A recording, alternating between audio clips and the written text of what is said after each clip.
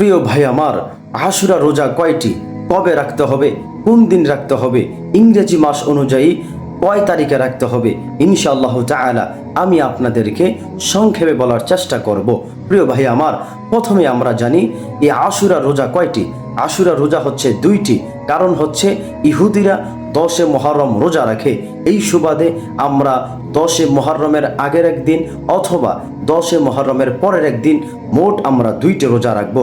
রাসূলুল্লাহ সাল্লাল্লাহু আলাইহি সাল্লাম বলেছেন, তোমরা 2টি রোজা রাখবা, 9-10 মুহররম অথবা 10-11 মুহররম, এই 2টি রোজা রাখবা। ইহুদিদের সাথে আমাদের যেন সামঞ্জস্যপূর্ণ না হয়। প্রিয় ভাই আমার, এবার আসেন ইংরেজি মাস অনুযায়ী মুহররম 10 মুহররম আশুরা কবে? 10 মুহররম আশুরা হচ্ছে 26শে জুন শুক্রবার ইনশাআল্লাহ তাআলা।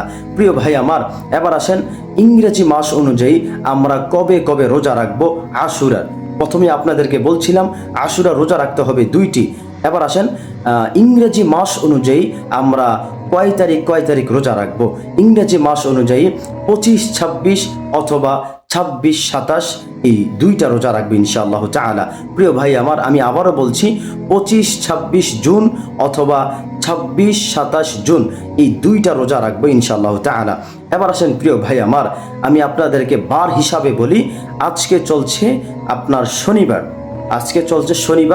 এই সুবাদে আমি আপনাদেরকে বলছি আমরা বৃহস্পতিবার, শুক্রবার অথবা শুক্রবার, শনিবার এই 2টি রোজা রাখবো ইনশাআল্লাহ তাআলা। প্রিয় ভাই আমার, আমি আপনাদেরকে আশা করি সংক্ষেপে বোঝাইতে পেরেছি ইনশাআল্লাহ তাআলা। প্রিয় ভাই আমার, তাহলে ইংরেজি তারিখ অনুযায়ী 25-26 জুন অথবা 26-27 জুন, আর বার অনুযায়ী বৃহস্পতিবার, শুক্রবার অথবা শুক্রবার, শনিবার এই 2টি রোজা রাখবে ইনশাআল্লাহ তাআলা।